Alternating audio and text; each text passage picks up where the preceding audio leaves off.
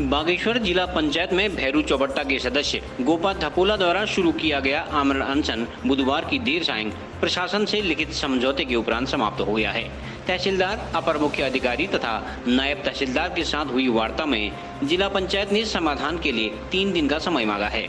तब तक नाराज सदस्यों का धरना प्रदर्शन जारी रहेगा। इधर गुरुवार को जिला पंचायत उपाध्यक्ष नवीन परिहार ने पत्रकारों से वार्ता करते हुए कहा कि गलत एक्ट दिखाने के मामले में वह प्राथमिकी दर्ज करेंगे। नाराज सदस्यों ने अपनी मांगों के समर्थन में फिर से एकजुटता का प्रदर्शन किया है।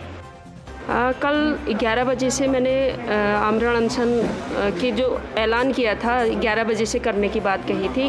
ठीक 11 बजे से मैंने अपने आमरण अनशन की घोषणा भी कर दी थी कि मैंने आमरण अनशन शुरू कर दिया है, मैं बैठ गई हूँ। उसके बाद भी अधिकारी लोग, यहाँ के अपर मुख्य अधिकारी और उनके कर्मचारी कहते हैं कि आप मान जाइए मैडम, आप मान जाइए, धरना जारी रखिए और मान जाइए, आमरण अनशन मत कीजिए। तो ये उचित तो उनका कुछ था नहीं, जिसकी वजह से हम आमरण अनशन नहीं करते। तो देर शाम जब हम 5 बजे के, भाई इनका विचार था कि हम 5 बजे निकल जाएंगे, तो 5 बजे के बाद भी अगर हम नहीं जाते तब जाके बड़ी मुश्किल से ये लोग प्रशासन को बुला रहे हैं। और जब तहसीलदार साहब आए तब जाके उन्होंने मध्यस्थता की और तब जाकर इन्होंने कहा है कि इन्होंने भी माना है कि हमने गलत बजट का वितरण किया है और आगामी समय में हम 3 दिन का इन्होंने समय मांगा है हमसे। शनिवार की शाम को इन्होंने कहा है कि हम लोग उसका समाधान करेंगे और बजट का बंटवारा नियमानुसार, जिस तरीके से एक्ट के अनुसार जो हम मांग कर रहे हैं उसी अनुसार ये बजट का वितरण करेंगे। और अन्यथा उसमें सहमति इनकी नहीं बनती है। माननीय अध्यक्षा जी निरंकुशता में हैं तो वो नहीं मानती हैं, तो फिर आगे की कार्यवाही के लिए हमको फिर वही कार्यवाही अपनी अपनानी पड़ेगी और उसके लिए मजबूर हम लोग होंगे। देखिए, जो हमारी सम्मानित सदस्य श्रीमती गोपाल धपोला जी आमरण अनशन पर बैठी थी, जो इनका जो ये निर्णय था, कहीं ना कहीं इसमें हमारे शासन प्रशासन और हमारे अध्यक्ष महोदय का मतलब जो उन्होंने अनदेखा किया हमारे आंदोलन को, उसका कहीं ना कहीं ये असर हम सम्मानित सदस्यों पर पड़ा। जिस चीज़ को गंभीरता से लिया और आमरण अनशन करने के लिए ये मजबूर हुई। और जो उन्होंने हमें 3 दिन का समय उन्हें दिया है, उसके बाद सैटरडे की शाम को जो ये निर्णय आएगा उसकी प्रतिक्रिया आपको सोमवार के दिन पता चल जाएगी कि हम उसकी रूपरेखा तैयार करेंगे कि हम किस प्रकार से अब आमरण अनशन करना है या क्रमिक अनशन करना है। इसकी रूपरेखा हम सभी लोग, एक दूसरे की ताकत है और एक दूसरे के साथ हैं, तो सभी लोग मिलकर हम अपना जो ये है प्रतिक्रिया आपके समक्ष रखेंगे। और जहाँ तक सबसे बड़ी जो अनियमितताएं हो रही हैं हमारी जिला पंचायत में, इसका कहीं ना कहीं इसके दोषी अपर मुख्य अधिकारी जी भी हैं, क्योंकि उनका हक बनता है कि एक जनप्रतिनिधि अगर कुछ गलत कर रहा हो, अन्याय की तरफ जा रहा हो, तो उनका ये कहना जरूरी है कि बीच में आप ये गलत कर रही हैं, न कि उनका साथ देना। उन्होंने जो पहली गलती की है बजट वितरण में, उन्होंने उनका साथ दिया है। ये कहीं ना कहीं एक दुर्भाग्य उनका भी है और हमारा भी।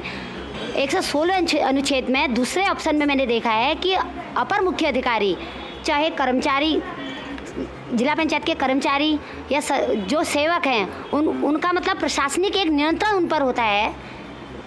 जो प्रशासनिक नियंत्रण उनका होता है वो भी उन्होंने खो दिया है, क्योंकि वो पहले से ही एक की गलती दूसरे के सर मर रहे थे, दूसरे की गलती तीसरे के सर मर रहे थे। तो इसका मतलब ये नहीं है कि आप अपनी गलतियों को एक दूसरे को छिपाएं। जो उनका मतलब प्रशासनिक नियंत्रण का जो उन पर अधिकार है, उनके जो कर्तव्य हैं, उन पर वो पूरी तरह अपना कर्तव्य निष्ठा से उन्हें निभाएं। और जो हमारे अध्यक्ष महोदय से भी मैं निवेदन करना चाहती हूँ कि अभी भी आपको मौका दे रही हैं हम महिलाएं, एक महिलाएं होने के नाते हम उनको एक मौका दे रही हैं कि वो आएँ और हमारी समस्याओं को सुनें। और जो भी हमारे मामले हैं सब जायज़ हैं, जनहित के मामले हैं भाई, ये कोई हम अपने लिए थोड़ी मांग रहे हैं, ये जनहित के मामले हैं। और सबसे पहले जो मैं कमेंटधारी हैं, आपके जो कमेंट्स करते हैं इस चैनल को देखते हुए, वो कहीं ना कहीं कुछ ऐसे कमेंट्स आते हैं कि अपने लिए आप ये धरना अपने लिए कर रहे हैं। भाई आप बड़े बड़े उच्च पदों में बैठे हुए हैं, अच्छे पढ़े लिखे हैं, स्नातक किया है आपने, परास्नातक किया है, अच्छे अच्छे पदों में आप लोग बैठे हैं, फिर भी ये सोच आपको कहाँ से आ जाती है कि आप ये कहते हैं कि अपने लिए आप धरने में बैठे हैं। उनके लिए भी मैं एक ये कहना चाहती हूँ कि ये जनहित के मामले हैं, जो हम अपने लिए नहीं समस्त क्षेत्रों के लिए जो सामान्य सदस्य अपने क्षेत्रों के विकास के लिए बैठे हैं। धन्यवाद। देखिए, मैं तो यही कहना चाह रही हूँ कि हमारा जो आंदोलन है वो बिल्कुल सही दिशा पे जा रहा है और ना पहले हमारा हौसला कमज़ोर हुआ था और ना आज हमारा हौसला कमज़ोर है, ना आगे हमारा हौसला कमज़ोर होगा। देखिए, आज 21वां दिन हमारा है और आज भी हम यहाँ पे बैठे हुए हैं, तो हमारी जायज़ तो मांग है।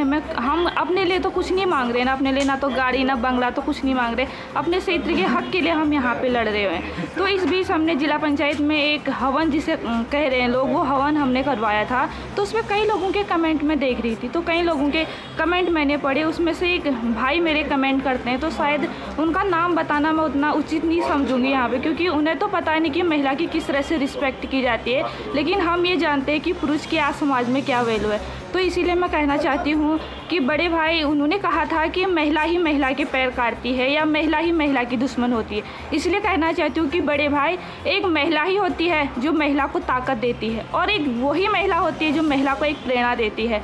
इसका उदाहरण मैं आपको स्पष्ट रूप में अपनी बड़ी बहन गोपा धपोला के माध्यम से देना चाहती हूँ। इतनी भयंकर गर्मी में भी कल यहाँ पर 11 बजे से रात के 8 बजे तक बिना पानी बिना अन्न ग्रहण किए यहाँ पर वो बैठी रही। और मैं कहना चाहती हूँ, अगर ऐसी महिलाएं समाज में आ गई, ऐसी कर्मठ महिलाएं अगर समाज में आ जाएंगी, तो ऐसे लोगों को जो महिलाओं पर ऐसी भद्दी टिप्पणियाँ वो करती हैं, महिलाओं अगर अपने हक के लिए लड़ती है तो नौटंकी जिन्हें वो कहते हैं, तो ऐसे लोगों के लिए करारा जवाब है और करारा वो जवाब देंगे भी। तो मैं ऐसी महिला का सम्मान करती हूँ, मैं सलूट करती हूँ इनकी इस हिम्मत को और दाद देती हूँ मैं इनकी हिम्मत की। इनकी इस हिम्मत को देखकर मेरे अंदर भी एक हिम्मत आई कि मैं भी अपनी 2 साल की बच्ची को छोड़ के यहाँ पे बैठने के लिए तैयार होगी। भाई, आप किस महिला सम्मान की बात आप कर रहे हैं? किस महिला सम्मान को आप पूछते हैं? बताइए ना, हम भी वही महिला हम बनना चाहते हैं। महिला सम्मानों में तो आप बड़ी बड़ी भाषण करते हैं, बड़ी बड़ी भाषण आप देते हैं, तो क्या परिभाषा जानना चाहते हैं महिला की? उस महिला की परिभाषा जानना चाहती है जो रात भर गीले बिस्तर में सो के आपको सूखे बिस्तर में सुलाती है, अपना खून पिला के आपको इस लायक बनाती है, इस काबिल बनाती है कि बड़े होने पर कि जब आप सक्षम हो जाए तो आप महिला के लिए ऐसी टिप्पणी करें। अरे शर्म आनी चाहिए ऐसी लोगों को, जो हमारी सदन की प्रथम महिला थी, जो हमारा गर्व है और उसी गर्व को लेकर हम आगे चल रहे हैं। उनके हाथ में गलत एक्ट पकड़वा के आज पूरी डिस्ट्रिक्ट में उनकी बदनामी हो रही है, पूरी डिस्ट्रिक्ट में उनकी बदनामी का ढोल पीटा जा रहा है। और इतना काफ़ी नहीं था तो वार्ता करके, प्रेस वार्ता करके उसका नुमाइश इन लोगों के द्वारा दिखाया गया। तो मैं यही कहना चाहती हूँ कि अगर कमेंट भी करना है तो कुछ सोच समझ के आप कीजिए, कुछ देख के आप कीजिए, कुछ सुन के आप कीजिए।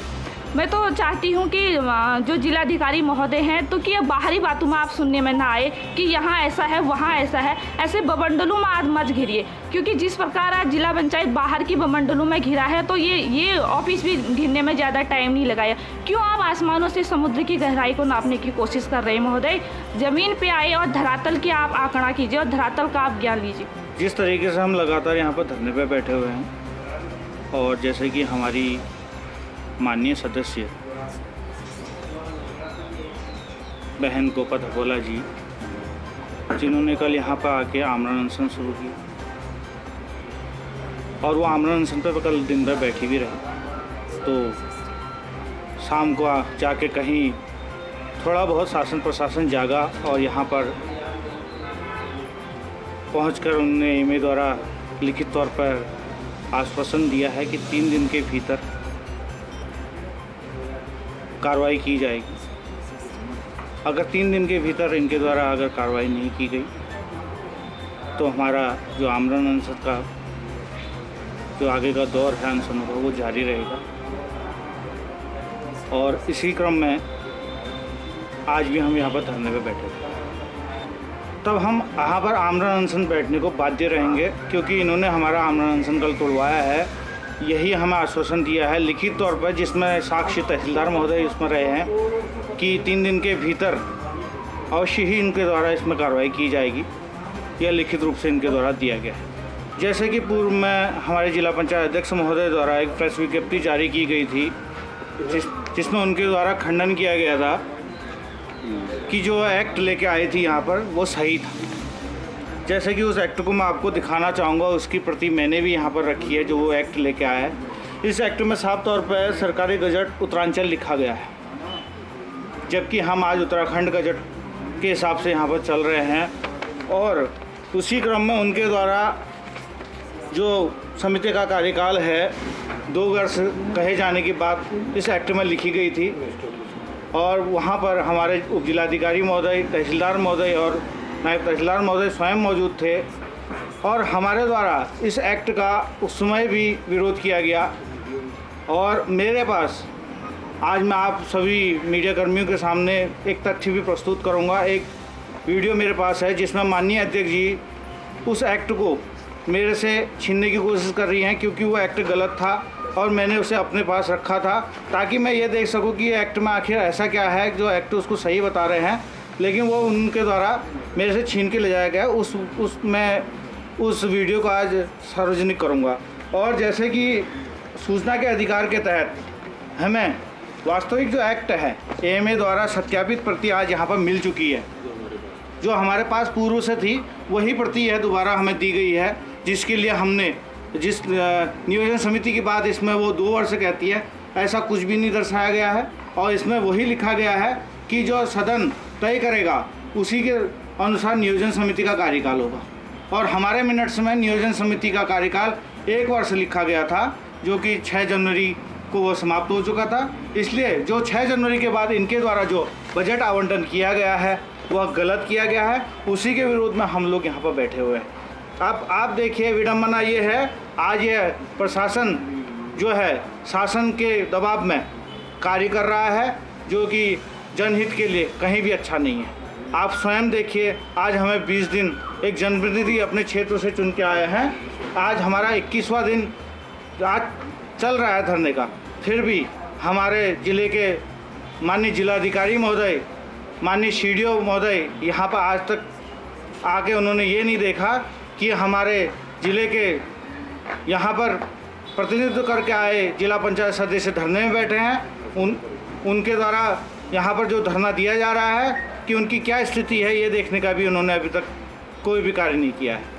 और जिस तरीके से ये जांच में लापरवाही हो रही है, मैं आपके चैनलों के माध्यम से जनता को भी बताना चाहता हूँ, आपको भी पता चलना चाहिए, जब एक जनप्रतिनिधि की यहाँ पर सुनवाई नहीं हो रही है तो सोच लीजिए आम जनता की बातों को कहाँ ध्यान में रखा जा रहा होगा। तो इसी क्रम में मैं आपको यह भी अवगत कराना चाहूँगा कि जिस तरीके से माननीय अध्यक्ष जी द्वारा गलत एक्ट को यहाँ पर प्रस्तुत किया गया है, तो यह संविधान के संग एक छेड़छाड़ है। इस छेड़छाड़ के माननीय अध्यक्ष जी द्वारा जो ये छेड़छाड़ संविधान में की गई है, इसके लिए हम लोग FIR जो है सोमवार के दिन इसको FIR को हम आगे प्रस्तुत करेंगे और इनके खिलाफ 420 का मुकदमा, 467, 468 का मुकदमा इनके ऊपर लगाया जाएगा, जिसका प्रावधान ये है कि 420 और इनके मुकदमे में 7 साल की सज़ा और इनकी सदस्यता भी भंग होगी। तो इसलिए मैं आज को आपके द्वारा माननीय अध्यक्ष जी को यह अवगत कराना चाहूँगा कि आपके द्वारा जो है कृत्य किया गया है, कहीं ना कहीं आपने अपने सदस्यों का तो मान सम्मान रखा नहीं है और हमारे प्रदेश के जो 12 जिला पंचायत अध्यक्ष हैं उनका भी शर्म से सर नीचा हुआ है। इस कृत्य के लिए माननीय अध्यक्ष जी द्वारा माफ़ी मांगनी चाहिए।